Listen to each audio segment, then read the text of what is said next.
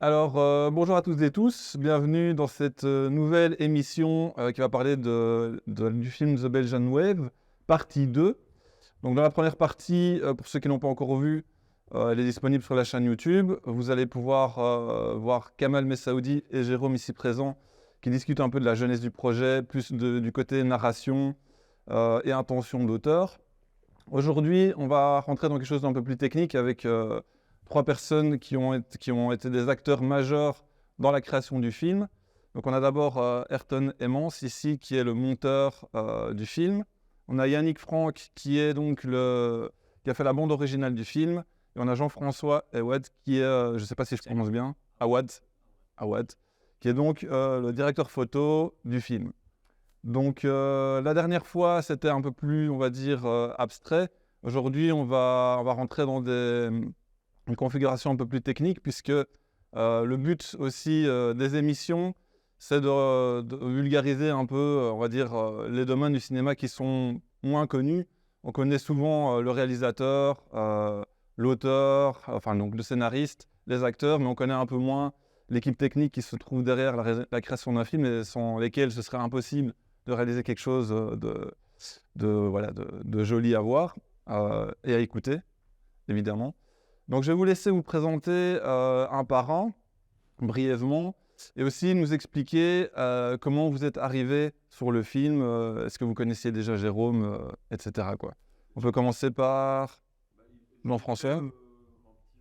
Voilà, allons-y avec Jean-François. Un hasard, quoi. Non, pas par hasard, ça j'ai compté. Donc voilà, chef pop sur le film. On s'est rencontrés avec Jérôme en faisant des pubs pour l'FTB. Ok, Et en c'est un fait, moyen comme un autre. voilà. Et en fait, ça a collé super vite, très très vite. On n'a plus dû trop se parler et je savais exactement ce qu'il voulait. C'est un peu comme si j'arrive à rentrer dans sa tête et pourtant il y a plein de trucs qui se passent dans sa tête. Donc quand il y a eu ce projet assez génial, il m'a demandé si je voulais participer et évidemment, j'ai sauté sur Tu as l'occasion. accroché directement au projet, quoi. Voilà. Ok. Donc voilà, j'ai fait très court. Ouais, non, c'est très bien, c'est clair, net, précis, c'est tout ce qu'on veut.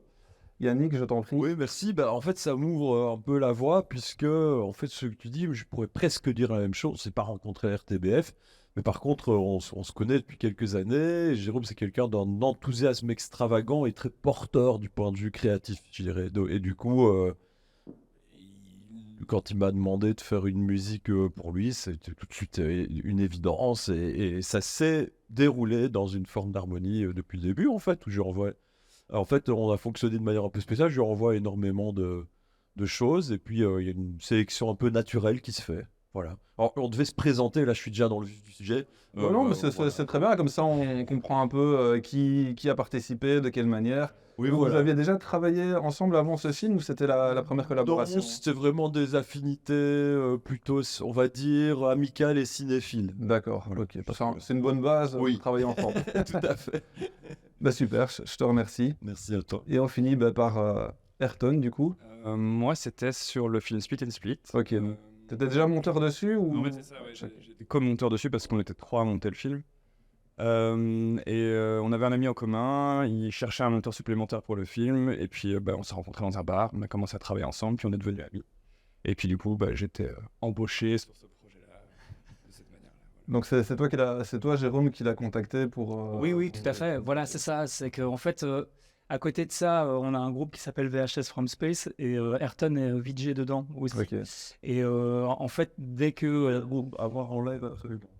dès que j'ai On mettra le lien en description. en fait, dès que j'ai un projet, que ce soit vidéo, musical ou quoi que ce soit, j'essaye de l'inclure, même dans mon nouveau groupe que j'ai avec Séverine, qui s'appelle Pornographie Exclusive. Ayrton va faire de la vidéo aussi. Yannick a son label sur lequel on signe. C'est pas pour faire de la promo, c'est juste pour dire que Antibody, c'est tout à fait pour faire de la pro.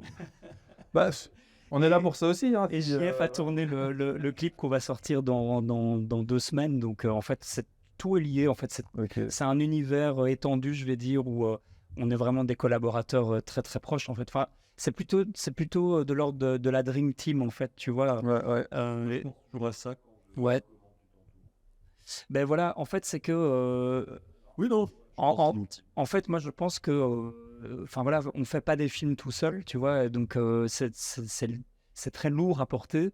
Donc déjà, le boulot en lui-même est déjà très dur. Mais si en plus il faut combattre des énergies négatives ou tu vois, juste trouver en fait l'harmonie avec les gens avec lesquels tu bosses, mais ça te fait quand même gagner des points de vie. Bah, ça facilite le travail, ça c'est certain. Exactement. Et ces gars-là sont des rares et c'est des pépites. Et je pense qu'il faut que ça se chérisse. Donc clairement, Ayrton, on a travaillé ensemble depuis Split and Split. Yannick, voilà, maintenant, c'est le premier film qu'on a fait ensemble. On est déjà en train de travailler sur un prochain. Que JF a tourné, que Ayrton, encore une fois, m'a aidé à faire tout ce qui est technique. Enfin, on va en parler évidemment plus en détail, hein, mais voilà, c'est vraiment c'est la famille, en fait. Ouais, mais c'est super, je vais rebondir sur ce que tu dis parce que là, on peut déjà faire une différence entre un film de commande et un film qui est plus, on va dire, une initiative personnelle. Parce que tu dis, voilà, j'aime bien m'entourer d'une équipe avec laquelle je me sens à l'aise, qui comprend mes intentions, etc. On peut se retrouver dans un cas inverse en tant que réalisateur où voilà, on a une commande, il y a un certain budget, à un moment donné, on doit tous vivre. Hein. En Belgique, on vient tous de milieux artistiques, on sait que c'est pas toujours facile de joindre les deux bouts quand on veut vivre vraiment de sa passion. Et donc, je pense que tu n'as pas encore eu, on va dire, cette opportunité, si on peut dire. Mais on a déjà vu des tas de réalisateurs, par exemple des Français expatriés à Hollywood, qui ont voulu, entre guillemets, briller aux États-Unis. Ils sont vite redescendus d'un étage en voyant la difficulté que c'était de rentrer dans ce système de production avec des équipes où on a une équipe de production, enfin on va dire un studio de production qui impose des fois l'équipe avec laquelle on doit travailler. Ouais. Et puis des fois on dit à la moitié du film, bah non finalement on va changer de réalisateur. Enfin voilà, là-bas c'est une vraie industrie, ça va très vite. On n'est pas encore du tout dans ce cas de figure ici. C'est pas du tout dans ce cas de figure-là, mais par contre, la genèse du film reste quand même quasi une commande en fait, tu vois, parce que c'est une boîte de production qui est venue me chercher en me disant tiens voilà on a ce pitch là de base de vouloir parler de la vague belge dans un style docu-fiction, et d'ailleurs on va revenir sur la manière dont on a fabriqué ce film. Mais excuse-moi de te couper, mais ça on avait déjà abordé ce sujet-là dans la vidéo précédente pour ceux qui l'ont vu. Voilà, tout à fait, mais c'est pour revenir tu vois sur l'idée de qu'en fait on était un peu dans un film de commande quand même, et c'était un peu l'idée de faire venir ma Dream Team là-dedans en fait, tu vois. Pour que le film de commande se transforme finalement à quelque chose de peut-être un peu plus personnel. Mais je t'aurais dit, on va faire un braquage, c'est ce qu'on a fait, tu vois. Le braquage est réussi, si je puis dire. Je te remercie. Mentionné dans le film. Hein. C'est une des premières phrases qui est dite. Mais pour ceux qui n'ont pas vu Pour ceux qui n'ont pas vu la première vidéo, c'est vrai que le terme braquage porte tout son sens. À partir du moment où on sait que c'est un film à très petit budget, 300 000 € pour un long métrage, c'est vraiment un budget dérisoire, si on peut dire. Mais on voit que le braquage est réussi dans le sens où vous avez réussi à en faire un film à part entière qui a une âme, une identité, une vraie intention d'auteur, des vrais partis pris artistiques, que ce soit en termes d'étalonnage, de musique, etc. quoi. Mais ça, c'est justement de travailler avec des gens comme eux, tu vois, c'est que tout le monde apporte en fait sa pierre à l'édifice. Et donc moi, je me fie vraiment très très fort au regard de JF, aux oreilles de Yannick et vraiment à la sensibilité d'Ayrton, tu vois. Mais donc il y a un truc comme ça, enfin à toute leur sensibilité, mais c'était un travail hyper organique et ce film ne serait pas ce qu'il est sans eux, en fait, tu vois. Et donc, c'est là où c'est merveilleux, quoi. Ouais, j'ai juste envie de dire que c'est assez facile de travailler avec Jérôme parce que quand tu arrives sur le plateau, que ce soit pour une pub ou pour ce film ou pour le pilote de la série qu'on a fait juste après, tout est déjà préparé, tout est déjà dans sa tête. Et en fait, on ne va pas commencer à discuter sur place. Il a travaillé avec les comédiens, on a discuté de l'éclairage. Il m'a envoyé des tas d'images de ref qu'il a ou des films de référence qu'il a. Et quand on arrive, il n'y a plus qu'à tourner, en fait. C'est hyper simple. Et puis, il y a une énergie toujours positive. Enfin, on ne va pas se lancer des fleurs, mais c'est vrai. Il y a toujours une énergie positive. C'est super. Oui, je rebondis tout de suite sur ce que tu dis parce que c'est là où c'est très important tout le travail en amont dans la réalisation d'un film. on pense toujours que voilà, on arrive sur le set, le réalisateur va faire de la magie en disant toi tu fais ça, toi tu fais ça, toi tu fais ça, alors que c'est pas du tout la réalité. Ce qu'on aime justement, comme tu dis, c'est avoir déjà reçu toutes les informations en amont. On sait, on arrive sur le plateau. Voilà, je sais que je dois utiliser tel type d'optique pour telle scène. On veut tel type d'éclairage. Et ça facilite le travail plutôt que travailler avec un réalisateur qui a son idée, entre guillemets, artistique en tête, mais qui n'a pas, on va dire, le langage technique pour donner les bonnes informations à l'équipe, on va dire, à l'équipe technique, que ce soit caméraman, chef électro, etc. Je vais rebondir tout de suite pour une première question pour toi. Je peux t'appeler JF. Voilà, bon, JF.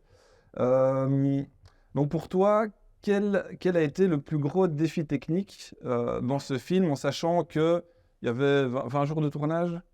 C'est ça, 20 jours de tournage? 20 plus 1. 20 plus 1. Voilà. Donc est-ce que toi, il y a un truc qui t'a marqué, qui t'a dit, ça va être compliqué, on va le faire, ça a été vraiment un défi? En fait, il y a eu deux choses. Ce qui m'a le plus, je dirais, posé des questions, c'est la scène des Madec. Donc, c'est une scène qui est éclairée tout en vert.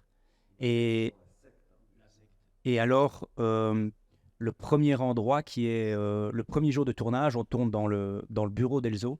Et en fait, le plafond est super bas. Mais vraiment super bas. On peut quasiment le toucher de la main. Et il faut éclairer ça. Et il faut que ce soit coloré. Et donc là, je me suis quand même un petit peu... je veux dire, ça m'a un peu stressé en me disant, mais comment on va faire? Et évidemment, heureusement, il y avait une petite verrière au-dessus.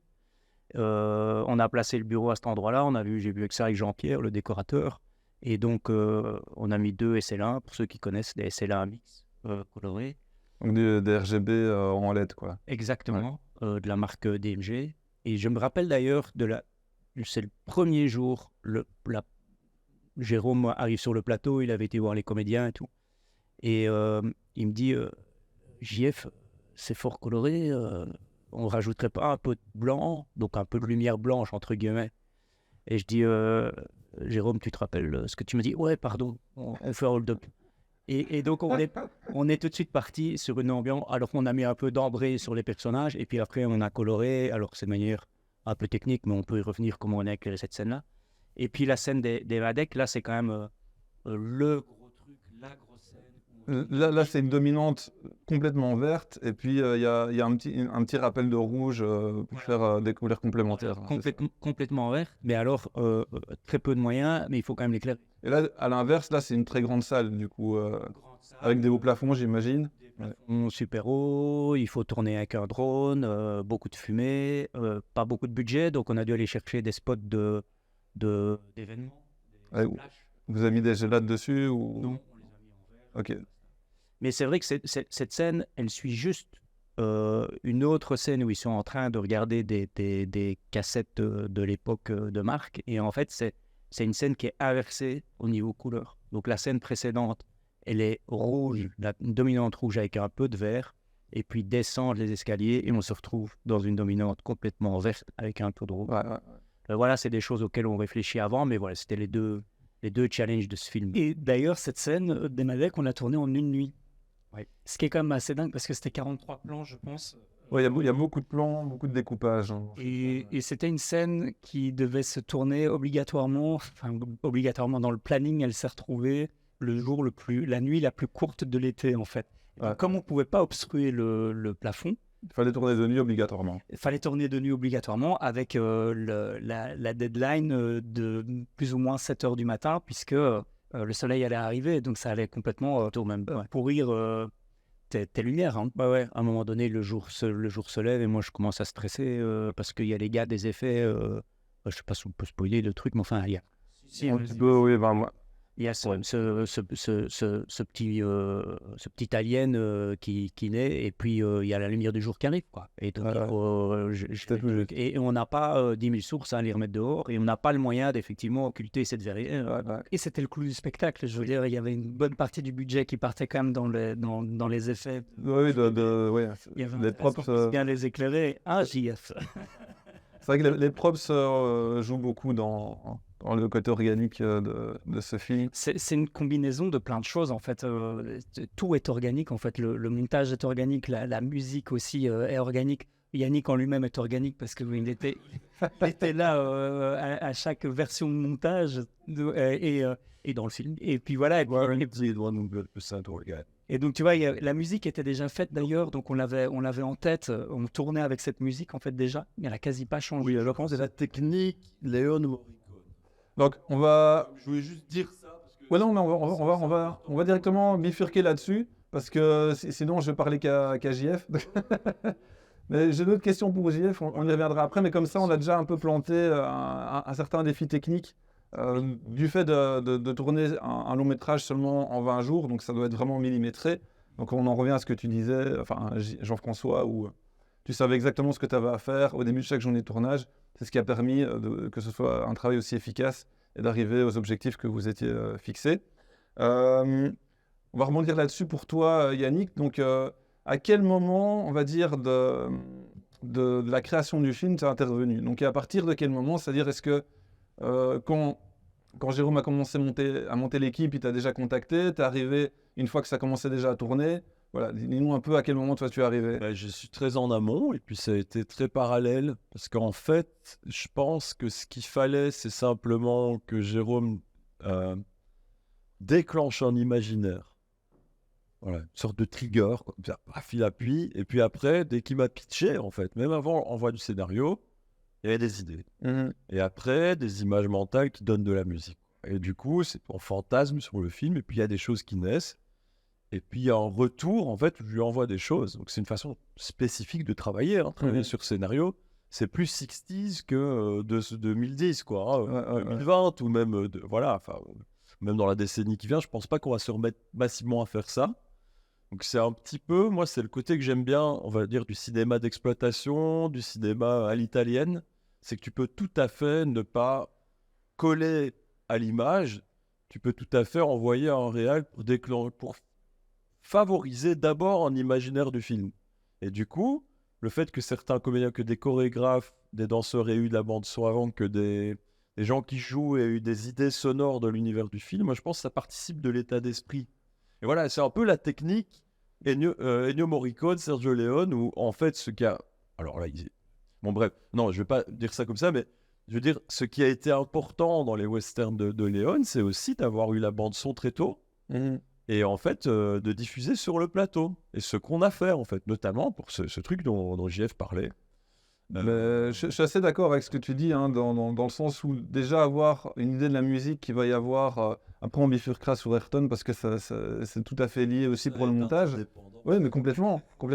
Et pour les acteurs, ça leur permet aussi de rentrer, on va dire, dans le personnage parce que allez, bon, je suis aussi multicasquette personnellement, je fais aussi du montage, de la réal, etc. Et c'est vrai que quand j'imagine une scène, je l'imagine dans sa globalité. Donc, c'est-à-dire que ce soit la couleur, la musique, on va dire le type de cadrage, etc. Et pour moi, l'un ne peut pas aller sans l'autre. Après, il y a des réalisateurs peut-être qui fonctionnent complètement différemment et qui ont déjà des idées d'image très précises et qui, après, veulent ajouter une musique dessus.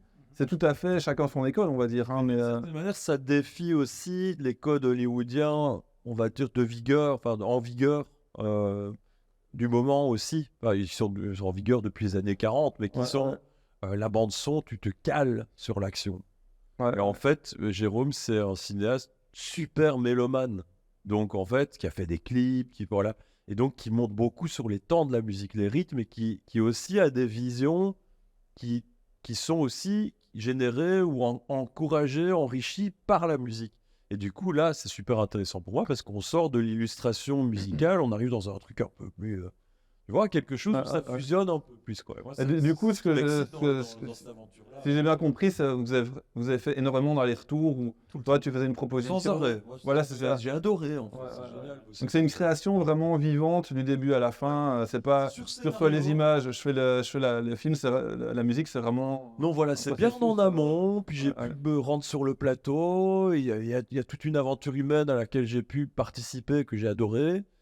Bon, moi, je suis aussi enseignant et je vois des étudiants sur le plateau qui font des jobs, donc il se passe un truc, quoi. Il y a une énergie.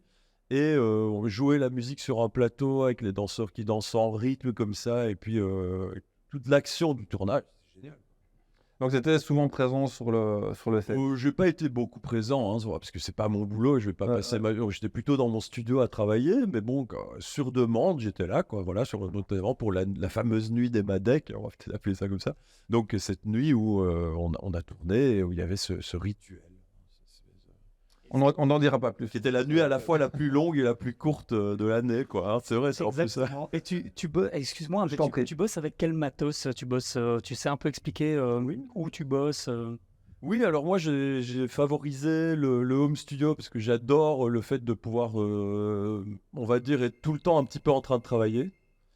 Et du coup, j'ai un studio avec des synthés principalement analogiques, une partie synthèse modulaire pour les geeks de la création musicale, C'est pour rien. et puis sur Ableton Live, quoi, avec Ok. des interfaces MIDI, des trucs comme ça. En outil privilégié, c'est la voix. Là, j'ai fait des parties pris par rapport à ton film, Ouais. parce que ça se passe à la fin des années 80, qui était un peu 80s, 90s, fin des années 80. En fait, je me suis dit, tiens, allons-y. Donc, qui touche un peu, par moment, je sais pas, il y a des influences, hein, je me les suis appropriées, je les ai un peu digérées, mais c'est un peu italo-disco, un peu cold wave, un peu tout ça mélangé. Tu arrives même à faire du black metal avec de l'électro. Du black metal digital. C'est quand même extraordinaire. Bah oui, c'est un défi, mais en même temps, je suis un gros métalleux aussi, en plus d'être un fan de techno, d'électronique et tout ça. En fait. J'espère, on va essayer, peut-être. Ouais. Peut-être que Moi- si tu viens jouer de la basse et faire la direction artistique du truc, ça sera possible. Parce que t'es quand même un réalisateur rocker, hein, Jérôme aussi, donc...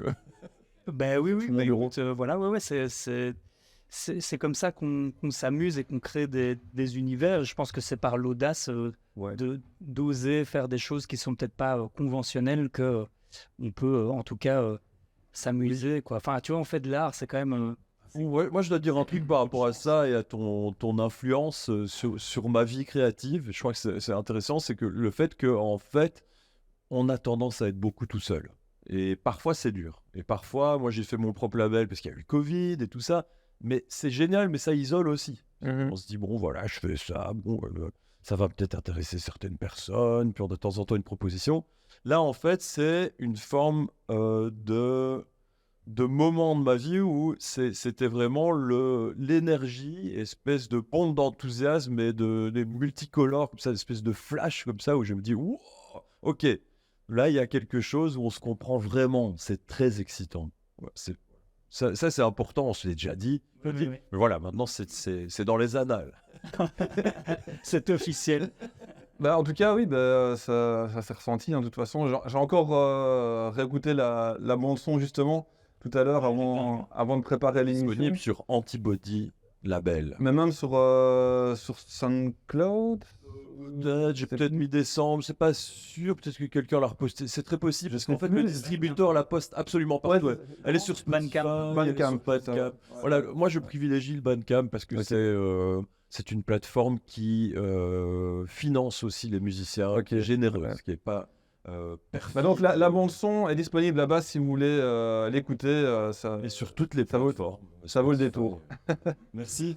Je t'en prie, je fais une petite aparté parce qu'on n'a pas parlé de l'actu du film parce qu'il est sorti en salle, évidemment. Est-ce qu'il est encore disponible en salle? Donc je te laisse peut-être dire où est-ce que ça en est. Parce qu'à la base, il y avait combien de... Il y avait 2 semaines qu'il devait rester en salle? Oui, un film belge en moyenne reste 2 semaines en salle et ici on a eu 6 semaines à l'aventure, donc ce qui est quand même assez extraordinaire. Et il y a encore une date, non? Et alors il y Il y a a encore encore une une date. Donc on a une soirée clandestine qui se fait le 10 février, c'est un samedi, à 21h30. Et il y aura un court-métrage de Karim Barras avant ça qui s'appelle La piscine, de Karim Barras et de Baptiste Sornin.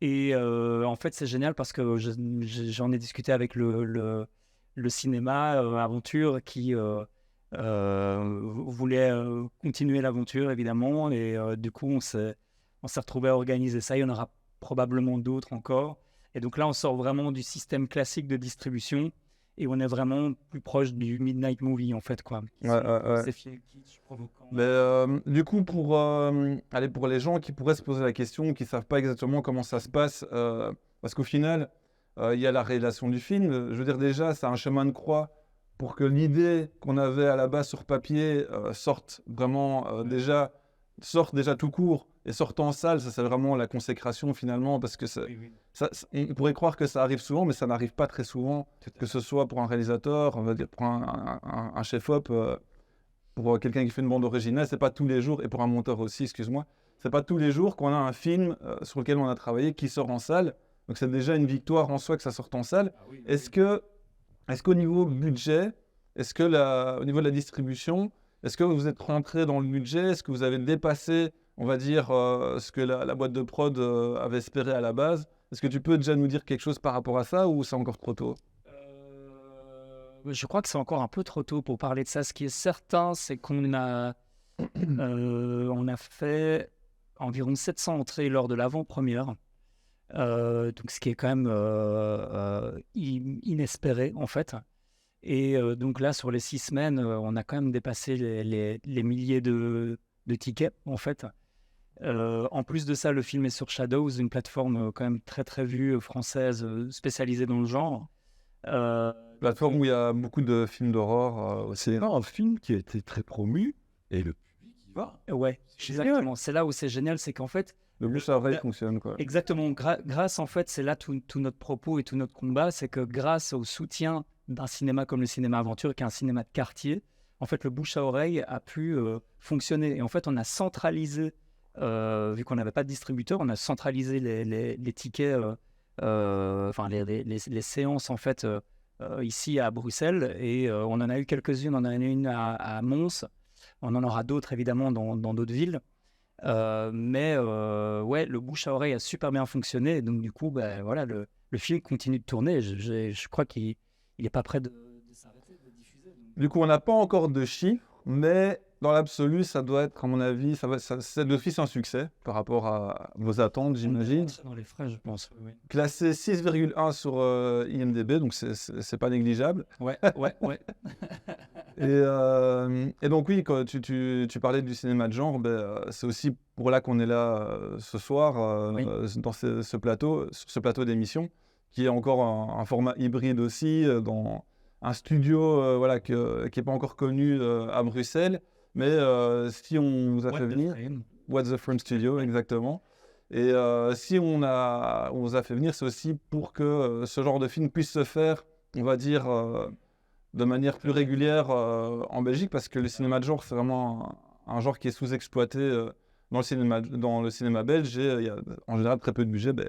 Voilà, on en a encore la preuve aujourd'hui avec ce film, qui rentre évidemment pas dans les cases de ce qu'on a l'habitude de voir dans les films qui vont être présentés à Cannes ou que sais-je, qui viennent du cinéma belge. Mais on espère que grâce à cet engouement du public, il y en ait d'autres, et surtout que les boîtes de prod soient moins frileuses de produire ce genre de film. Bah, c'est surtout la Fédération Wallonie-Bruxelles, en fait, c'est le système qui devrait laisser plus de place, je pense, à des studios de peut-être produire leurs propres films, d'avoir vraiment un mode de fonctionnement plus de l'ordre du studio, et tuer une bonne fois pour toutes cette croyance du film d'auteur. En fait, un réalisateur n'est pas nécessairement un auteur, et un auteur... Un auteur dans le cinéma de genre.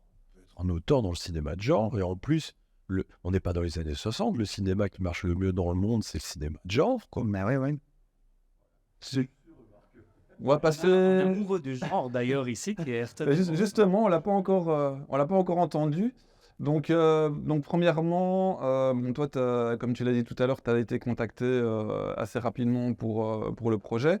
En tant que monteur, donc on parlait de la musique tout à l'heure, il y a différents moyens de monter. Je pense qu'en tant que monteur, tu aimes bien avoir la musique aussi pour un peu t'inspirer dans la manière dont tu vas rythmer ton montage. Donc peut-être tu peux déjà nous dire un petit mot par rapport à ça. Bah, c'est clair que la musique est arrivée très tôt. On a reçu des maquettes, mais c'est marrant parce que je les ai réécoutées là il n'y a pas très longtemps. Je repasse à travers le projet, et qui était en fait déjà vachement aboutie, parce qu'elle ressemblait pas mal à certains niveaux, en tout cas certaines, à ce qu'on a eu au final.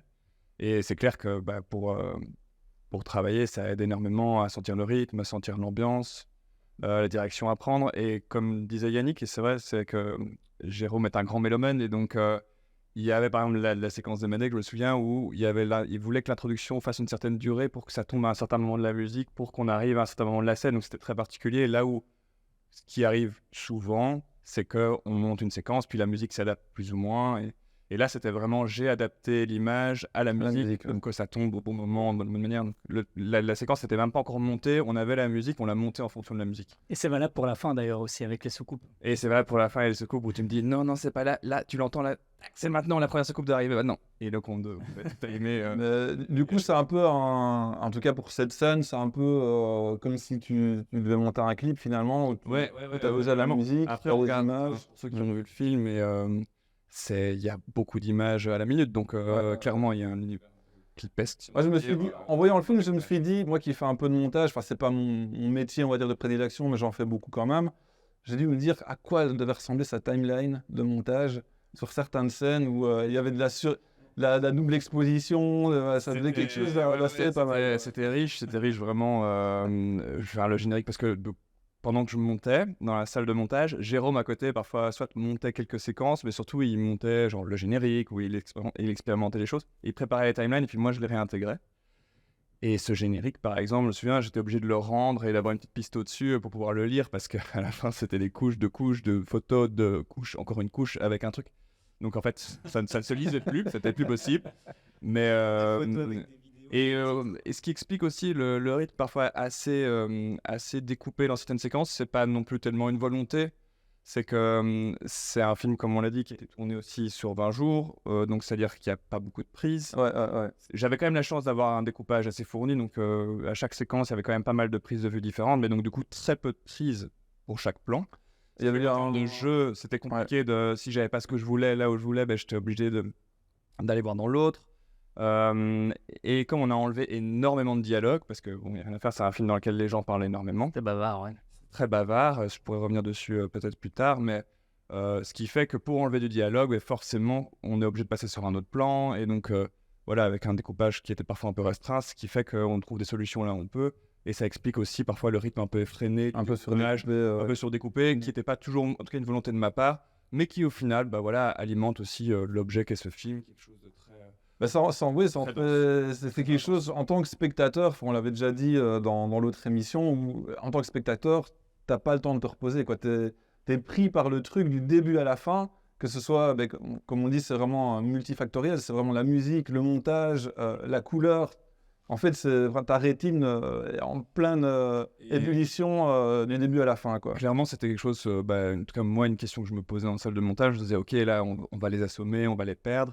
Et en même temps, faire quelque chose de plus calme, plus retenu, je pense qu'on sera complètement passé à côté du film. Et donc, en fait, on a lâché prise, complètement assumé ce côté-là, où je sais que Jérôme, en fait, comme on disait, son enthousiasme, dans la salle de montage, il est aussi omniprésent. Il veut essayer des choses, il veut y aller à fond. Enfin, il a un peu tous les potards ouverts. Et c'est ça qui est génial, c'est qu'en fait, moi, mon rôle là-dedans, et ce qui facilite un peu mon travail de temps en temps aussi, c'est de parfois un peu prendre dans tous ces petits potards qu'il ouvre, de prendre ce qu'il faut, peut-être un peu en fermer un et un peu mesurer, et puis un peu rééquilibré.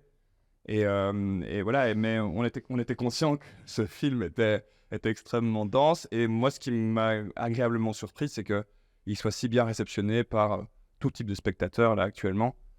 Alors j'ai eu des commentaires évidemment des gens qui l'ont pris en pleine gueule et qui n'ont pas du tout supporté ça, mais ça m'a moins surpris parce que je m'attendais plus à une réaction comme celle-là. Et en fait, je suis hyper surpris que beaucoup de monde comprennent que voilà, la narration, c'est pas ça le plus important dedans, en fait, que c'est vraiment l'expérience, quoi, de le voir en salle avec ce son, cette couleur, cette saturation à tous les niveaux.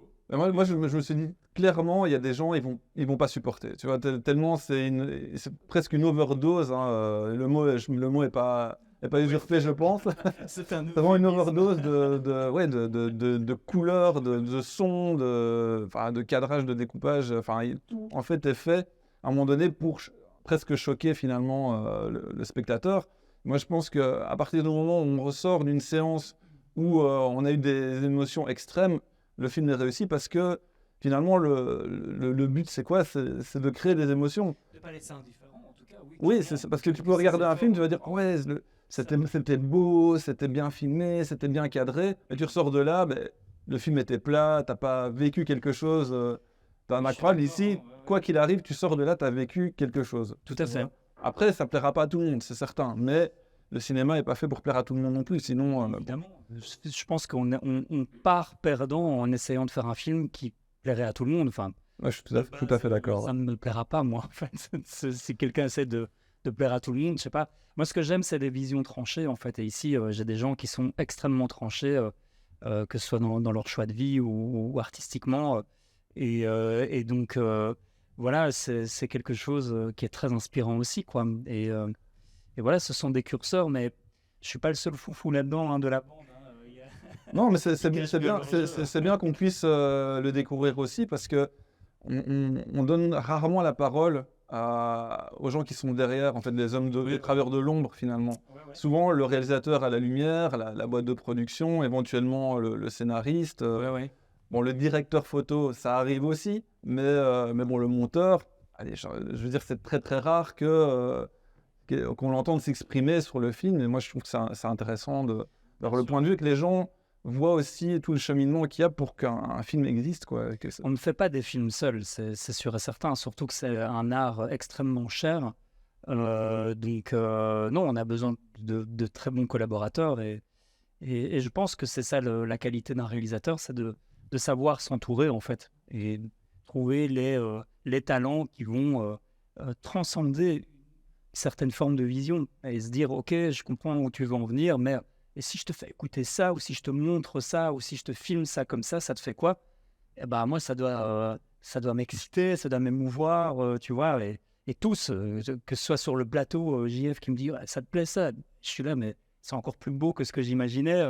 Yannick qui me fait écouter ces trucs, je suis là, waouh, et puis Ayrton qui me fait fonctionner une séquence, je trouve ça magique, en fait. Et je crois que c'est le curseur à chaque fois, j'essaye pas de me dire est-ce que ça va plaire ou est-ce que machin, c'est juste moi, est-ce que ça me provoque quelque chose et comment je vais pouvoir les aiguiller là-dedans ou non, en fait, de me dire tiens, si l'émotion est brute et que ça me touche, bah il y a plus rien à retravailler, en fait, et on passe à la suite, quoi, tu vois. C'est toujours ça, c'est tellement subjectif, en fait, de faire un film que voilà, mais eux en même temps attendent d'avoir quand même quelqu'un qui tranche, en fait, tu vois, une sorte de capitaine qui dit ok, je comprends dans quoi on est, mais maintenant on va aller dans cette direction. Ah, ok, tu vois, il y a quelque chose de rassurant. Ça, c'est important aussi parce que en fait, il faut quand même qu'il y ait entre guillemets, un capitaine du navire, sinon je veux dire, les sensibilités artistiques de chacun vont commencer à perturber peut-être un peu l'idée centrale, mais voilà, comme tu le dis, c'est important que chacun puisse sublimer finalement l'idée que tu avais de base. Sans non plus vouloir la changer, quoi. Non, mais ça passe par nos relations, justement, et par nos discussions. Et moi, il y a aussi une envie de leur laisser une place parce que je leur fais totalement confiance aussi dans leur vision. Et donc, il y a un truc où c'est une collaboration ultra positive, en fait, et stimulante, c'est vraiment une synergie comme ça. Tu vois, on se l'envoie constamment, cette énergie. Et c'est ça qui est important aussi, c'est d'être à l'écoute. Je les vois un peu comme des caporaux, comme ça, qui me disent attention à ci, comme Ayrton disait, fais gaffe à ce truc-là. Voilà, c'est des garde-fous et en même temps, ils permettent d'exploser à des endroits où je ne m'attendais peut-être pas, tu vois. Après, il y a sur le tournage, il y a aussi énormément de liberté donnée par Jérôme. Okay. Donc, il y a un découpage, on fait ce qu'il y a à faire. Et puis, une fois qu'on a ce qu'on a, même si on avait peu de temps, si je demande à Jérôme, on en refait une, et puis je peux complètement changer de focale, je peux laisser vivre la caméra, être complètement même bestial dans ce que je fais, et il prend ça de manière positive. Ouais, il laisse totalement la place à ce que moi, à un moment donné, j'ai envie de faire. Et c'est parfois un peu compliqué quand on tourne très vite comme ça, d'éclairer et de cadrer. Moi, de toute façon, c'est hors de question que je ne cadre pas parce que j'adore ça. Mais donc, j'ai aussi, évidemment, on en parle encore moins, mais il y a aussi une équipe derrière. Mon chef électro, Antoine Bellem, c'est une pointure. Il a déjà été chef électro sur 50, 100 films, j'en sais rien. Et il a l'œil aussi, et il regarde, et il aide, et enfin tout ça. Et lui, il a ses électros derrière, et enfin voilà. Mais tout le monde est évidemment derrière Jérôme, mais qui laisse une place à tout le monde, et c'est tellement créatif pour toute l'équipe, en fait. Ça s'est passé dans une ambiance assez exceptionnelle. Et c'est aussi parce que tu as énormément de bouteilles aussi, hein, JF. Tu vois, JF, c'est aussi un super chef de projet aussi, tu vois. Il a vraiment as toute ton équipe avec laquelle tu as l'habitude de travailler. Et donc finalement, pour moi, le dialogue est très simple. Ce que je dois m'assurer, c'est d'être le plus clair possible avec JF, qui lui, du coup, va le traduire en technique avec tous ces techniciens, finalement, avec qui je parle très très peu. Peut-être que en termes d'image, ceux avec qui je parle le plus, c'est toi et Antoine, en fait. Et finalement, après, c'est leur boulot et eux mettent tout ce qu'il faut comme il faut. Et je pense que ça rejoint justement la préparation dont on parlait. Moi, j'adore la sauvagerie. J'aime pas être contrôle fric, mais j'adore arriver extrêmement préparé pour que eux soient pas paumés. Parce que, en fait, faire déplacer tout un décor comme ça, ou plein de lights dans tous les sens, ça prend énormément de temps, même si eux sont ultra rapides. Donc, ce qui est important, c'est de savoir exactement ce qu'on va tourner, dans quel angle, quels angles. Et puis, après ça, bah oui, il y a cette envie d'aller plus loin. Enfin, moi, ce que j'adore, c'est quand JF analyse une scène qu'on va faire ou qu'on est en train de tourner, et puis il a une idée, il me dit, attends, mais je pense que si on nous met la caméra à un moment en top ou un peu plus loin, on va peut-être mieux comprendre ce qui se passe, et on en fait une en plus. Et donc là, il y a quelque chose. Je vais rebondir directement sur ce que tu viens de dire par rapport au choix de la caméra. On va parler un petit peu technique aussi, parce que bon, il y en a qui seront là pour ça, parce qu'on voilà, on essaie de créer des émissions aussi où les gens apprennent certaines choses, même si ici on s'axe beaucoup sur le thème du film. Donc déjà, toi, tu m'avais dit que c'était une FX3. FX9. FX9, donc c'était pas une FX3. Et je suis trompé la fois, Ouais. j'ai dit FX3. Ouais. FX9 et Alpha 7S3. Ok. Le pendant la FX3, c'est la même chose. Ok. Donc la FX9, au niveau spécificité, on est plus proche d'un DSLR, d'une caméra cinéma. C'est Plus proche d'une caméra cinéma, mais ce n'est pas encore une caméra cinéma. Ok, moi j'avais Donc- tourné avec la FX7, c'est quelque chose. FS7. FS7, pardon, c'est un Bah, peu la plus FX9, c'est la FS7, c'était du Super 35. La Ouais. FX9, c'est un capteur full full frame. frame. Ok. Et donc, on peut mettre des optiques photo, mais avec un adaptateur, on peut mettre des optiques Cinoche, des optiques PL Ok. sur la caméra. Donc le choix, bon, du coup, c'était que du full frame sur le Oui. set. Est-ce que c'était un choix du full frame volontaire, ou c'était juste que tu as l'habitude de travailler avec ce genre de caméra?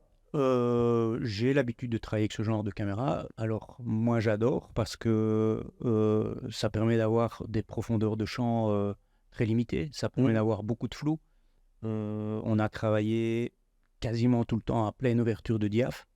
Parce qu'en fait, on a une image qui est très saturée en lumière, très contrastée, et on veut encore donner encore un peu plus d'agressivité dans l'image en ayant des fonds qui sont totalement flous, grosso modo, régulièrement, sauf un peu en extérieur.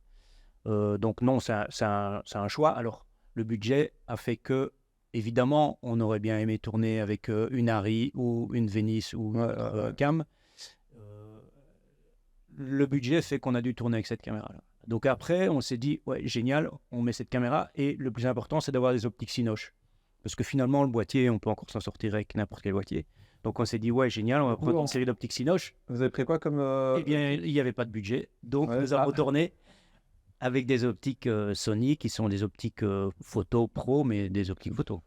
Ouais, ou G-Master, ce genre de C'est ça. choses, quoi. Donc avec une série 35, 50, 70, 200, 24, 70. Donc ce qui te permet d'avoir de toute façon une grande ouverture, une faible profondeur de champ, mais qu'il n'y a pas l'ergonomie, on va dire, d'une optique cinéma avec bac cranté, etc. quoi. Voilà. Alors, évidemment, si on travaille avec des optiques Cinoche, ça implique d'avoir deux assistants caméra, parce qu'il en faut un qui va faire le point et l'autre qui va gérer les optiques. Ici, il y avait un assistant, donc le fait de travailler avec des optiques photo, ben, c'est aussi, ça limite un peu les coûts. Ouais, Il a couru, Guillaume. Hein. Et il a couru. Ouais, Guillaume parce qu'il Gris, faisait- on pense à Il toi. faisait les backups, il faisait tout. Enfin bon, Oh voilà. l'enfer. Normalement, en fait, dans les productions classiques, je vais dire, il y a vraiment une personne qui s'occupe de ça, en fait. Tout à fait, le Et DIT donc- comme tu dis. Ouais. Et justement, Ayrton était déjà là depuis le tournage. Il récupérait ce que Guillaume lui donnait Chaque jour. chaque jour. Et donc, Ayrton, avant d'être monteur, faisait le boulot d'assistanat de montage, en fait. Ouais. Et il nous renvoyait parfois l'image avec une lutte sur des proxys pour avoir une ref quand même. Ouais. Parce qu'évidemment, Ouais. si on est un peu plus technique, ben on tourne en log, l'image Ouais. est flat. Alors, je mets une lutte dans la caméra, j'envoie une comme lutte ça, à Jérôme, mais c'est bien quand même d'avoir le produit qui revient avec une lutte. Du coup, voilà, pour juste vulgariser rapidement, donc filmer en log, ça veut dire qu'on a une image brute, donc qui est un peu l'équivalent du RAW en photo, donc qui est une image décontrastée, où après on peut retravailler beaucoup plus de manière libre, on va dire à l'étalonnage, ce qu'on veut mettre, où on veut mettre les contrastes, est-ce qu'on veut des noirs bien profonds, des noirs moins profonds, etc. Et donc c'est important, on va dire, de travailler comme ça, mais on va dire avoir, comme tu dis, une lutte, donc c'est-à-dire un pré-étalonnage finalement final de la scène, ça donne directement une idée du résultat qu'on va avoir. Parce que quand on est en log, tout est plat et donc c'est pas toujours facile de s'y retrouver sur le tournage, quoi. Et du coup, dans les caméras que tu as utilisées, je sais que c'est la 7S3, tu disais. Donc c'était la caméra B, j'imagine, pour les plans un peu plus... Qu'on a mis parfois sur un Ronin pour être un peu plus mobile encore. Genre encore la scène où justement ça dansait sur la musique dans la scène des Madec. Par exemple, là, évidemment, le fait d'avoir la musique sur le plateau, moi, ça m'aide énormément parce que ça permet de, entre guillemets, je ne suis pas danseur, mais de danser avec les musiciens, de bouger, de laisser aller la caméra, de s'envoler. D'ailleurs, même sur les pubs qu'on a tournées avec Jérôme, chaque fois, on prend de la musique, on met de la musique, qui n'a parfois rien à voir avec la musique qu'il y aura, mais pour donner une ambiance. Et ça, c'est génial. Et donc, l'Alpha 7 permet d'avoir des mouvements beaucoup plus fluides, je dirais, parce qu'on le met sur un stabilisateur qui est un Ronin. Là, c'est pas le mettre sur ce Ronin-là, il faut un Ronin plus... Voilà, il faut plus d'assistants, il faut plus de choses. C'est vrai que t'es très sauvage sur les plateaux aussi. JF, si je lui dis on va mettre un truc sur pied, déjà je te le dis rarement, mais quand il faut, il me dit t'es sûr? Il y a un truc où toi tu te réjouis du moment où tu vas pouvoir prendre ta caméra sur ton épaule en fait. Et du coup, je trouve que dans Belgian Wave particulièrement, la caméra est un personnage en soi. Il y a quelque chose comme ça où tu vas vraiment, t'as pas peur de l'intimité avec les comédiens. Et finalement, à chaque fois, c'est quand même très très proche des comédiens, quoi. Tu es quand même tout le temps sur eux, tu es responsable de leur image quand même au final. Et ce que je trouve, et là c'est vraiment pas pour te jeter des fleurs, mais je trouve que ce qui est super réussi dans le film, c'est que on est dans un univers très monstrueux et pourtant ils sont tous très beaux. Tu vois, il y a quelque chose comme ça où il y a extrêmement de bienveillance dans la manière dont tu les filmes et dans ta manière de les aborder. En fait, tu as énormément de respect sur les tournages. Justement, de par cette proximité, JF a une manière Oui, de leur parler, parce qu'en plus, tu es vraiment très très proche des acteurs, tu es souvent Complètement. au grand angle, proche du visage. C'était une rêve de Jérôme aussi. Ok, Il ouais. m'a dit voilà, regarde, j'aimerais aussi un peu le style Terrence Malick, machin. Mais quand tu mets un grand angle et que tu te rapproches des comédiens, ça les oblige aussi. Alors évidemment, il faut le faire de manière sympa. Mais ils sont obligés de jouer avec la caméra d'une manière ou d'une autre. Parce que tu es là, tu es à côté. Parfois, je les pousse en fait, sans le vouloir. Parce qu'il y a une poignée qui les touche, machin.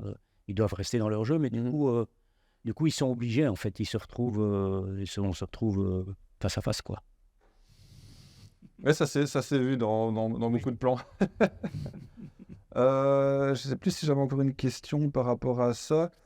Oui, du coup aussi, comme il y a beaucoup de scènes en basse lumière, j'imagine que le full frame, c'était pas mal aussi à ce niveau-là. Si vous aviez, on va dire, un budget réduit, ben forcément, vous n'avez pas accès toujours à un éclairage et surtout à des gens pour le bouger. Alors, c'est pas nécessairement le full frame, c'est plus les caméras qui ont évolué. Donc la FX9, elle a deux isonatifs, un à 800, un à 4000. Donc ça veut dire qu'il y a une qualité parfaite à 800 et à 4000 ISO. Ouais. Donc il n'y a pas de souffle à 4000. Quand on a un peu. Donc ça permet d'aller en plus basse lumière. Maintenant, l'Alpha 7S3, c'est comme la FX3. C'est 12800 ISO. Il y a quasiment éclairé avec 800, tu as quand même une image propre. une image tout à fait clean. Donc on peut quasi éclairer avec des bougies, quoi. Ouais. Donc effectivement, ça aide aussi quand il n'y a pas beaucoup d'éclairage. Mais bien sûr, on aurait peut-être fait encore mieux s'il y avait plus d'éclairage. Mais ça permet d'être plus créatif. On adore avoir beaucoup de lumière à contre, beaucoup de contraste, très peu. Donc on aurait peut-être fait même avec beaucoup plus de budget, avec le même nombre de sources. Hein. C'est pas tout à fait vrai. Certaines scènes de temps, certaines scènes où...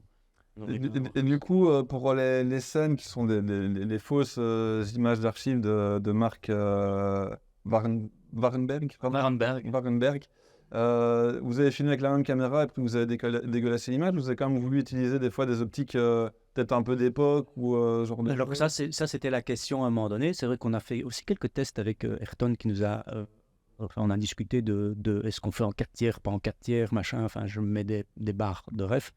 Au départ, on s'est dit on va faire ça avec une cam VHS ou une Super 8 ou une HI8, des anciennes caméras.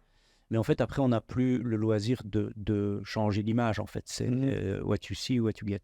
Donc, en fait, on a tourné avec l'Alpha 7, grosso modo, quand le comédien devait tenir la caméra lui-même, ou la FX9. Et puis après, c'était un traitement à l'étalonnage. On a choisi, on en a discuté beaucoup, et même pendant l'étalon. Et puis des tests en amont avec Ayrton. Donc ça, c'est aussi encore une fois un avantage d'avoir tous les acteurs on va dire dès le début du tournage, où justement vous pouvez prendre ce genre de décision, là où tu te serais retrouvé avec l'image et puis bon, maintenant tu te démerdes, où c'était peut-être un peu moins cool, quoi. Et les transcodages qui auraient pu faire perdre du temps, tu vois. Et en fait, il faut pas oublier qu'en plus donc, de préparer toutes les sessions déjà en amont, Ayrton nous les envoyait. Et je sais pas comment tu as fait sur les 20 jours de tournage, on avait seulement 1 jour de décalage par rapport à ce qu'on avait tourné. Donc ça veut dire qu'on arrivait à voir les rushs qu'on avait tournés le jour d'avant, en fait. Ce qui est extraordinaire quand on n'a qu'une seule personne qui s'occupe de ça, quoi. Et je te remercie parce que ça nous a vraiment aidé, ça nous a aiguillé. JF et moi, on regardait tous les soirs tous les rushs et on savait comment, enfin là où on en était, on savait où ça se trouvait dans le film. Ça nous permettait de réadapter des choses, de se dire tiens voilà, là on est déjà parti dans le côté ultra grand angle. Alors même si le film est volontairement survitaminé, il y a quand même du rythme en fait, et donc ça nous a permis de nous poser, notamment avec Dominique Blavatsky qui est Salomé, joué par Séverine. On était beaucoup plus posé parce qu'on se disait en fait à ce moment-là on est vraiment dans un des moments où on rigole le moins du film. On voulait être vraiment dans l'étrange dérangeant, et du coup on s'est beaucoup plus posé, mais parce qu'on avait déjà emmagasiné ce qu'on avait tourné les jours d'avant en fait. Donc c'est là où le côté ping-pong est super intéressant, parce que ça nous permet toujours de savoir, en tout cas d'être le plus proche de ce qu'on va avoir, quoi, et de ne pas trop se perdre. Si je peux juste intervenir là-dessus, vu que c'est un peu une émission explicative. En gros, ce que j'ai fait là, cette étape-là, c'est pas du tout un travail de monteur, mais plus un travail de laboratoire. Donc ce qui se passe, c'est que quand on a un labo sur une production, ce qui n'était pas notre cas ici, c'est que les rushs en fin de journée sont envoyés au laboratoire, qui fait généralement une copie sécurisée sur leur serveur, et puis traite la matière.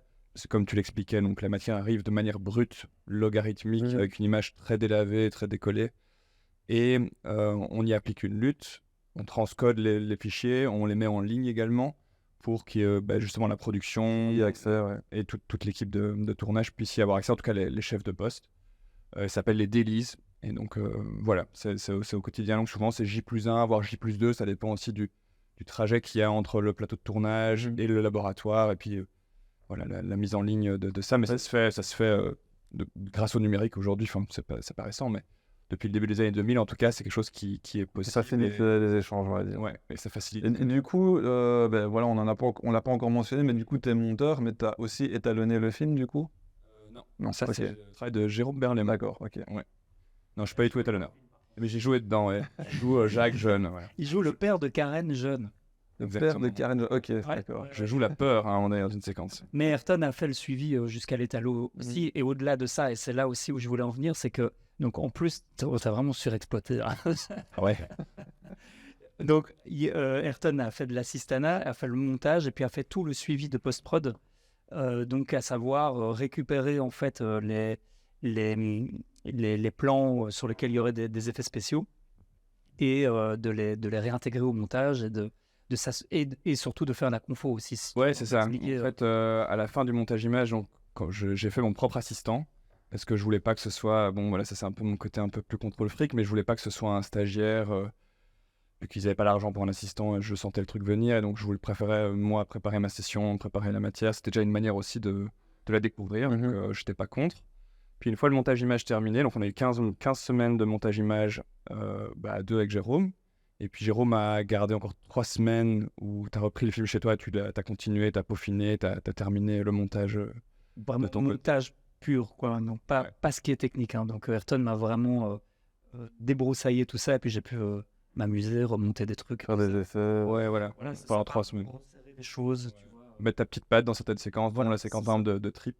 Et puis tu as tout récupéré et là Voilà. tu as fait. Et là, j'ai dispatché, j'ai envoyé donc pour faire un petit récap. À la fin du montage image, on fait toutes les sorties pour envoyer au monteur son. Donc il y a un montage des dialogues, il y a un montage des ambiances, il y a un montage des musiques qui est fait. Il y a du bruitage, il y a pas du doublage, de la post-synchro. Parce que ça, c'est quelque chose qu'on a énormément fait avec Jérôme. On a énormément réécrit des répliques dans le film parce que Oui, le film a été fort réécrit au montage. donc voilà, il y avait un gros travail de post-synchro à faire également. Après, une fois que tout le montage son est fini, il y a le mixage. Et puis après, au niveau de l'image, en effet, tout ce qu'on a fait en montage, tout ce qu'on a fait comme effet, comme coupe, on doit retransposer ça sur les rushs caméra parce qu'on travaille avec des fichiers intermédiaires qui sont des fichiers plus légers, mais de moindre qualité. Donc, à l'époque, était en fait le découpage du négatif et on développait la pellicule à partir du négatif coupé. Là, en fait, ce qu'on fait, c'est qu'on renvoie la séquence de montage montée, on relie vers les rushs caméra. Et donc, ça nécessite de passer à travers un autre logiciel qui va être le logiciel d'étalonnage généralement. Et donc, ça nécessite de passer du temps à appliquer tous les effets. Voilà. Pour ceux qui se poseraient éventuellement la question, vous avez bossé avec quel logiciel pour le montage? Pour le montage, vu que Jérôme voulait intervenir, et donc pour par simplicité, on a travaillé avec Adobe Premiere. D'accord. Qui n'aurait pas été mon premier choix si j'avais T'aurais choisi Avid? Ouais. Clairement. Ça m'aurait facilité pas mal de choses en termes d'assistanat, mais bon, après, voilà, en termes d'effets et en fait, pour le besoin en fait, du film, c'était parfait. Enfin, ça a été très bien. On s'en est très bien sorti et ça a roulé. Et puis après, on est passé dans DaVinci Resolve pour l'étalonnage, donc la conformation, qui était une étape quand même assez lourde et assez conséquente parce que bon, il y avait énormément d'effets, de recadrage, d'expérience. Quand tu passes de Premiere à DaVinci, ça peut parfois être compliqué. Ouais, ça dépend en fait de ce que tu as fait en montage, si tu n'as fait aucun effet, si vraiment tout est de manière coupée de manière très bonne. Du coup, normalement, d'expérience, tu essaies de faire le moins possible d'effets avant de passer sur DaVinci en fait. C'est pas. Je pense que Jérôme n'a pas l'habitude de travailler comme ça non plus. Et là, pour ce film, c'était nécessaire d'essayer. Fallait qu'on essaye avec des effets de pellicule, de grains, de caméra, tout l'effet aussi VHS qu'on avait mis sur les images de marque, sur le son. C'était obligé d'avoir quand même déjà un aperçu de ce que ça avait donné et puis d'essayer même des. Parce que parfois, c'est ça qui était très particulier aussi, c'est que parfois un effet visuel s'introduisait dans la séquence et allait redécouper d'une certaine manière le montage même de la séquence. Donc, c'est ça aussi qui était de travailler avec Jérôme là-dessus, c'est qu'on n'a pas du tout la même approche d'une séquence quand on veut la monter. C'est-à-dire que moi, je vais avoir une approche plus académique, on va dire, où je vais réfléchir aux intentions, au rythme, et je vais découper ça de manière un peu plus traditionnelle. Là où Jérôme, parfois, peut partir d'un effet de style qu'il va trouver très juste, très précis. Il va dire « Ah, ça c'est génial, ce truc, j'invente une porte qui s'ouvre avec un bruit particulier. » Et il va construire autour de ça. Donc, c'est vraiment une approche complètement différente. Mais donc, du coup, c'est deux manières de voir les... Donc, une approche académique, une approche plus rock'n'roll, et les deux ensemble. C'est ça. Assez organique, c'est un truc assez... très spontané aussi dans la manière dont il monte. Et c'était assez... très inspirant et c'était aussi très chouette de se rendre compte que parfois, là où en fait au début il me montrait quelque chose et je voyais pas du tout où on allait avec ça, et puis tout d'un coup ça prenait forme, mais ça te saute aux yeux, et puis après tu te dis, ah mais en fait oui. Parce qu'on dit souvent que le montage c'est une deuxième écriture du film, et du coup ici, on va dire que on est complètement dedans. Vraiment, littéralement, c'était... Puis ce qui était particulier ici, c'était que le film à la base, c'était censé être un docu-fiction, je crois. Oui. En fait, le scénario, la manière dont il était conçu, je sais pas si vous en avez parlé dans l'autre émission, mais c'est que c'était censé être une approche un peu, peut-être pas la split and split, mais en tout cas un truc vraiment où c'était vraiment une forme de documentaire. Et donc quand c'était une Instagrammeuse qui se filmait en fait, tu vois, en selfie en gros. Hein. Et quand j'ai découvert la matière, parce que du coup, j'avais pas eu toutes les infos, et donc quand j'ai commencé à découvrir la matière, j'ai fait mais c'est pas du tout un documentaire, et c'est une pure fiction. Et donc ce qui en soi est génial et voilà, ce qui nous a permis de faire le film qu'on a réussi à faire, mais ce qui se ressentait aussi dans la matière, c'est qu'on avait des choses qui c'était très parlant, des protagonistes qui parlaient, qui tenaient des monologues face à nos deux protagonistes principaux qui eux étaient plutôt passifs à écouter. Donc c'était des séquences qui étaient très compliquées à monter parce que du coup c'était pas forcément des séquences qui faisaient avancer l'intrigue de l'histoire, mais qui du coup étaient quand même nécessaires parce que les enlever, on enlevait quand même une partie du film. Donc ça a été, on a quand même hérité dans la matière d'énormément de choses qui étaient issues de, je pense, cette démarche, cette volonté de vouloir faire à la base, en tout cas, un docu-fiction Docu-fiction, autour de la vague belge. Ouais, dans le docu-fiction, tu as des longues phases d'interview finalement que Et tu ce vas qui est le voir. cas, en fait, quand on va chez le producteur, quand on va chez La notaire. le notaire, son exemple, c'était des tableaux qui s'enchaînaient avec des personnages qui parlaient non-stop, et des deux autres qui les regardaient comme ça, et de temps en temps placer une petite phrase. Je me souviens, ça m'avait frappé quand j'étais venu me voir à un moment du montage. J'avais vu un peu les rushs comme ça, on regardait ensemble, et puis j'avais dit, il n'y a aucun choix qui est fait dans le genre en fait docu-fiction, c'est pas du tout ça. L'envie, Jérôme m'a dit, bah non, pas du tout en fait, tu vois. En fait, c'est l'idée du docu-fiction, mais en fait, ce que je veux faire avec, c'est pas du tout ça. Et Mais- JF a pas du tout filmé ça. Du coup, est-ce que Ça n'a rien à voir avec imiter en docu-fiction. C'était que des choix hyper qui vont vers le vertige, vers. Enfin, voilà. Du coup, finalement, Sans rien. est-ce que c'est là que le braquage s'est passé finalement? Ouais, je pense. Et puis, tu vois, il y avait un truc où je savais que la boîte de production m'avait appelé pour refaire un split and split, tu vois, mais on pouvait pas refaire une expérience comme ça, en fait, tu vois. Split and split, ça s'est fait sur 2 ans, c'était des tournées complètement chaotiques, tu vois. Il a fallu reconstruire tout, tu vois, donc ça m'intéressait. J'ai essayé quand même, hein, tu vois, de filmer le vrai Elzo, tu vois. On a essayé de faire plein de choses, Oui, tu l'expliques et que ça n'avait pas vraiment fonctionné. ça n'a pas vraiment fonctionné, lui n'était pas à l'aise, et puis je me disais, mais en fait, je me rends compte que je suis autre part dans ma jeune carrière, tu vois, je me disais, tiens, j'ai pas envie de me répéter. Et comme Ayrton était déjà sur Split and Split, très vite, on s'est posé la question de comment on va raconter ça. Et comme tu dis, déjà, les images étaient très fictionnalisées, et c'est pas grave, moi, ça ne me déplaisait pas de me dire, ok, certaines personnes qui vont venir dans la salle savent qu'on a déjà joué sur la réalité et la fiction avec Split and Split. Comment est-ce qu'on va surprendre ces gens-là avec un autre docu-fiction? Et en fait, le trouble se fait plutôt du côté du personnage de Mark Wahlberg, par rapport à certaines archives qui sont vraies ou fausses, par rapport aux informations aussi, que ce soit sur le personnage d'Elzo, ce qu'on raconte, est-ce que c'est vrai, est-ce que c'est faux? Voilà. Mais justement, ouais, je voulais réagir parce qu'en fait, c'est vrai que pendant les premières semaines, on avait quand même l'ambition donc on avait toutes ces séquences de fiction et on commençait à les prémonter, à les mettre bout à bout, et on voulait les entrecouper avec des entretiens, que ce soit d'Elzo, de son frère, que ce soit d'un psychiatre, que ce soit d'un sociologue, par rapport aussi à la vague belge, à cette histoire. Et donc on voulait déjà, on était en train, enfin ça va être assez loin en fait, ces démarches d'imaginer. On avait commencé à prendre des rendez-vous pour aller tourner à Paris pendant le montage. Et c'est en faisant la première vision, en fait, la première fois qu'on a montré quelque chose de ce film monté, enfin très monté, à quelqu'un, c'était à Yannick justement, et heureusement qu'il est passé, parce qu'on était en train de partir vers un truc où on allait faire un truc, enfin je sais pas comment déjà on aurait réalisé ça. C'était vraiment le moment où l'œil extérieur est intéressant, parce que vous étiez dans un truc très il faut bosser, il y avait plein de trucs à faire, hyper urgent, On n'avait pas de temps. on a regardé ensemble, et moi ce que je dis, c'est juste un truc du genre en fait, c'est déjà ton film, c'est plus du tout un docu. T'as dit tout hier, en fait. Ouais, tout est là, c'est ça. Mais il faut juste accepter de lâcher que c'est pas un docu-fiction, en fait, tu vois. Oui, et en fait, ce que moi je pouvais percevoir dans nos conversations, parce qu'on discutait pendant tout ce temps-là, c'est que le désir n'allait pas vers là, en fait. C'est pas du tout, on va faire un truc réaliste, avec des lumières réalistes, des lumières du jour, tu vois bien, qu'on va expliquer tout à l'heure, quoi. C'était du vert, du rouge, puis du rouge, du vert, enfin, ouais, tu vois. Et c'était assez cool de voir ce moment-là, parce que pendant, je pense que en fait, honnêtement, je pense que le tournant était déjà commencé. Enfin, il y avait dans le film, il y avait déjà autre chose, il y avait déjà un autre film. Oui, c'est ça. Voilà, et du coup, voir ce truc qui a complètement vrillé à un moment donné, parce que je trouvais ça assez jouissif, parce qu'après, le film a changé. Hein. Oui, tout à fait. Mais aussi, on a monté, on a eu 2 semaines, même pas de break entre le tournage et le montage. Et puis, on avait un certain nombre limité de semaines de tournage. Donc, en fait, il y a un moment donné, il fallait déjà digérer cette matière avec Ayrton. Et l'avantage que j'ai eu sur Split and Split, c'est qu'il n'y avait pas de production. Donc, en fait, on a eu le temps d'avoir du recul par rapport à ça. Et à un moment, on s'est dit, bon, en fait, si on ne veut pas y passer 20 ans, il faut qu'on arrête. Ici, voilà, tu as vraiment un planning à respecter.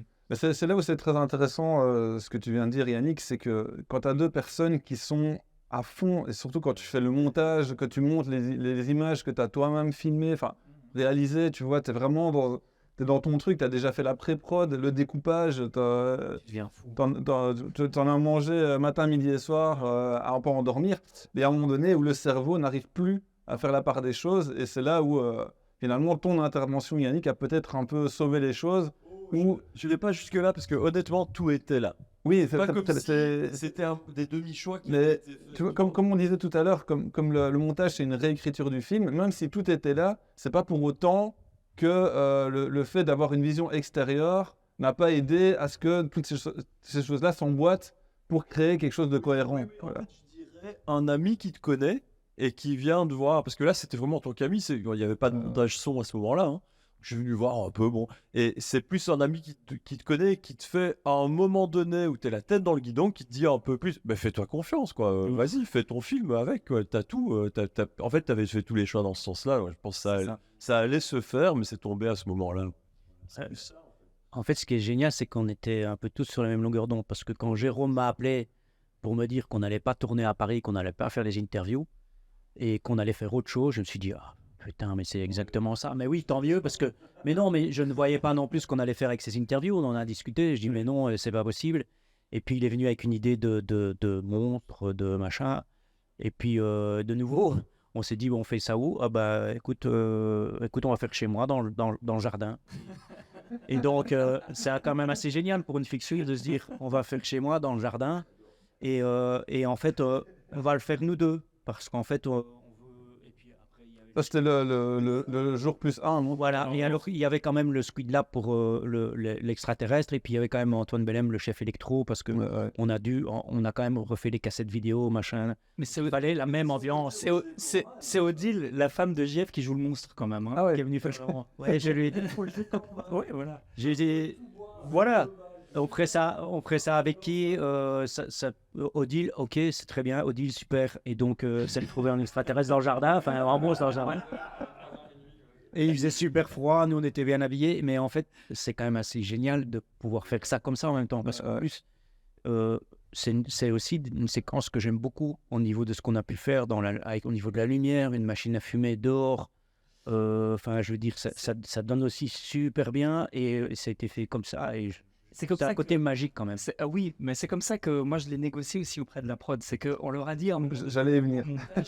on leur a dit, tiens, voilà, en gros, on aura besoin, on était d'accord avec la production qu'on aurait besoin de 4 ou 5 jours en plus de reshoot qu'ils avaient prévu dans le budget pour le coup.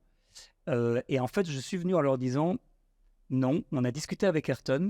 Nous, on a vraiment besoin en fait de plans, des cassettes, de tout ça. Donc, on va les retourner.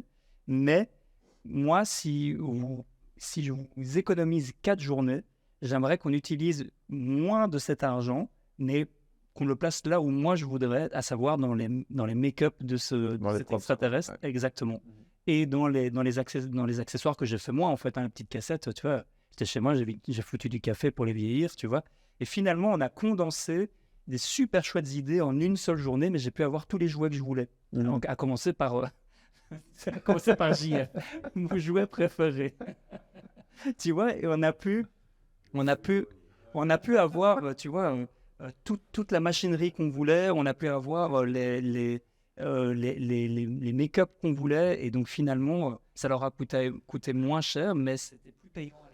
Du coup, je vais rebondir là-dessus par rapport à la production, parce qu'on n'en a pas encore vraiment parlé. Justement, dans le moment où, finalement, on t'a contacté pour un docu-fiction, à la base. Oui. Comment ça s'est passé, ce switch de, finalement, on n'est plus dans un docu-fiction? Est-ce que vous avez juste rien dit, vous avez continué, vous êtes parti, et puis on verra bien ce qui se passe?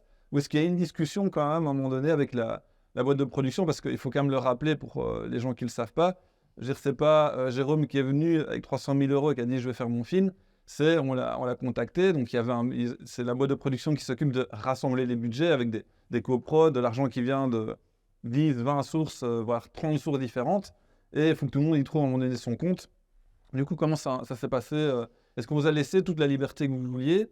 Ou est-ce qu'il y a quand même eu cette discussion de il faut que j'arrive à faire passer mon idée auprès de la production? Non, j'ai pas été, je vais dire, comme un bourrin, hein, tu vois, c'est plutôt à l'usure.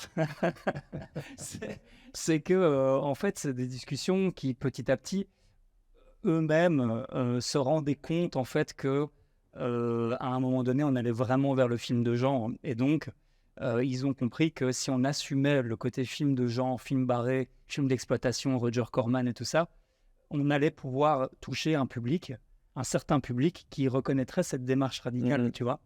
Et vu qu'on était dans... Il faut savoir qu'avec une production légère, on n'a pas de retour sur investissement nécessaire. D'accord. On ne doit pas Ok. faire... Un certain nombre d'entrées. Les films ne sont même pas censés sortir au cinéma, c'est bien, mais s'ils sont sur une plateforme, le contrat est rempli. D'accord. On avait juste une deadline à respecter. Du coup, nous, on s'est dit, bah, tiens, on va le pousser pour qu'il soit au cinéma et qu'il soit diffusé comme un film d'exploitation, comme un midnight movie.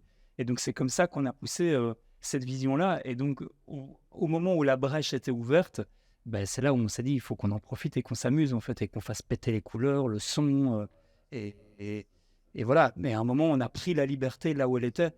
J'aime bien dire que c'est un braquage, oui, mais en même temps, on n'a jamais manqué de respect à qui que ce soit. On n'a pas volé. Non, bien sûr, bien tu vois. Donc, c'était vraiment... voilà, c'était... Et pendant le montage, on a fait 2-3 visions. On n'en a pas fait beaucoup, mais on a fait deux visions, je pense, en tout cas, on est tous ensemble avec la production Voilà. qui allait dans notre sens et qui nous ont même bien, je trouve, suivis lors du montage. En tout cas, il y avait un intérêt derrière ce qu'on faisait. Donc, voilà, c'était... Honnêtement, je pense qu'on peut dire que le film a plus d'envergure que ce à quoi il devait s'attendre avec un budget pareil, dans des conditions comme ça. Mais c'est l'intérêt du cinéma de genre, du cinéma bis, du cinéma d'exploitation. C'est aussi... Enfin, moi, je donne des cours de son à l'image, je l'ai dit tout à l'heure. C'est là où il y a le plus d'invention. En fait, c'est quand les films de deuxième partie de soirée qui coûtent 300 000 $ sont souvent plus inventifs dans le son à l'image et dans plein d'autres trucs que le blockbuster ou le gros film tout calibré, où il faut tout faire selon les règles en vigueur. Enfin, voilà. Bah, voilà, moi, c'est ça que je trouve excitant, quoi. Absolument, ouais. Faire un truc très créatif, quoi. Ouais, voilà. Eh ben, ouais, je pense qu'on a un peu fait le tour. En tout cas, je sais pas si vous avez encore peut-être des choses à ajouter de votre côté. En tout cas, j'ai posé toutes mes questions. Tout mon répertoire y est passé. Je sais pas si quelqu'un a encore quelque chose qu'il voudrait ajouter par rapport à... Ah ben, allons-y. Balance. Jérôme n'est jamais venu. Il est resté chez lui. Non, correct. Mais ça devient très précis, mais peut-être pour les gens qui n'ont pas vu le film, c'est compliqué de savoir. Mais donc, à travers le film, il y a une voiture en fait qui apparaît et disparaît. La voiture qui est seulement vue par Elzo.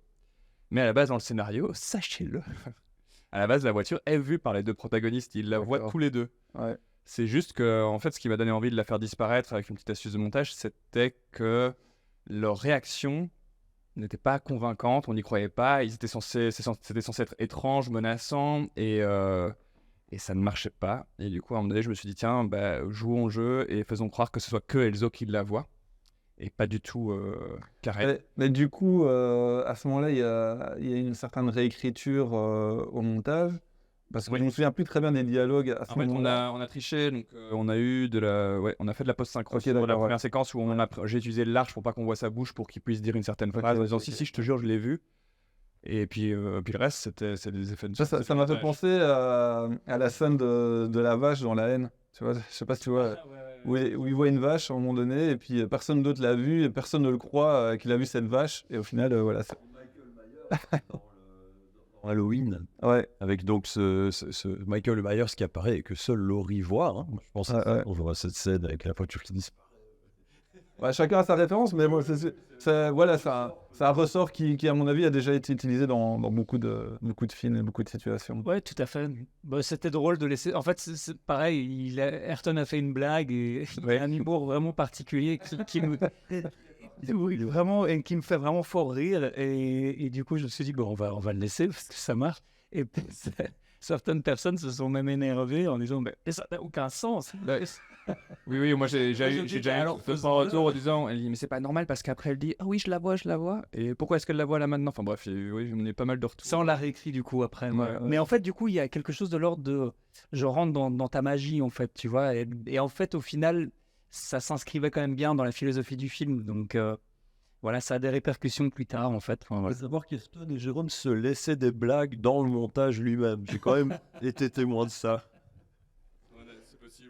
Du coup, Est-ce que tout le monde a un caméo dans le film ou il y a que toi, Ayrton? Non, Yannick est dans le film aussi, dans la fête. Au tout début du film. Je sais que Kamal y est aussi. Est-ce que toute l'équipe y est passée ou pas? JF, on ne le voit pas. Hein. Moi, non. Non. Oui. Non, moi pas. Je suis pas dedans non plus. Non, pas dans celui-là. Ok. Merci.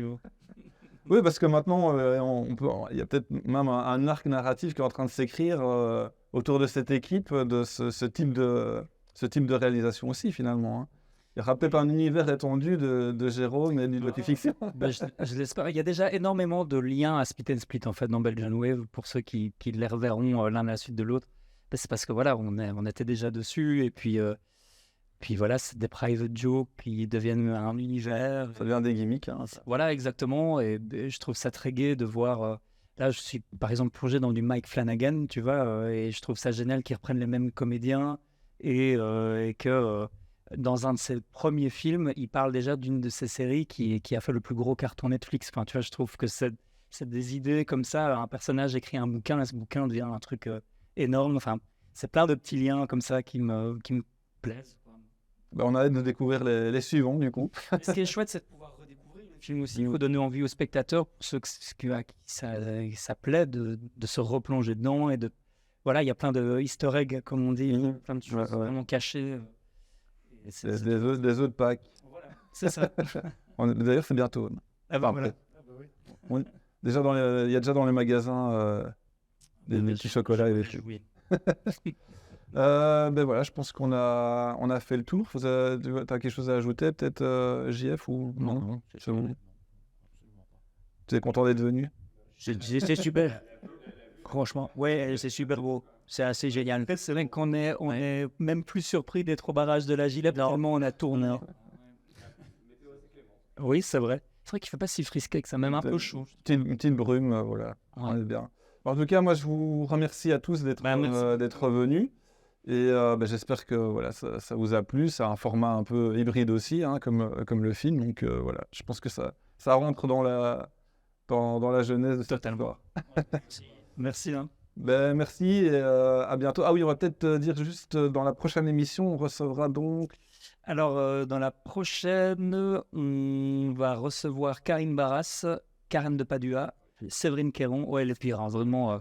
et peut-être Dominique Rongo et quelques autres comédiens. Donc les acteurs et les comédiens. Les acteurs comédiens. Et du coup, ce sera semaine prochaine ou c'est plus tard? ils doivent encore me valider. D'accord, Semaine prochaine ou dans 2 semaines. Et puis après, dans 3 semaines, ce sera les VFX. Ok. Enfin, VFX et SFX. Et on aura le Squid Lab et Proteus qui seront là. Et comme ça, la boucle sera bouclée. Exactement. Ben, merci à tous et à très vite. Ciao. Au revoir.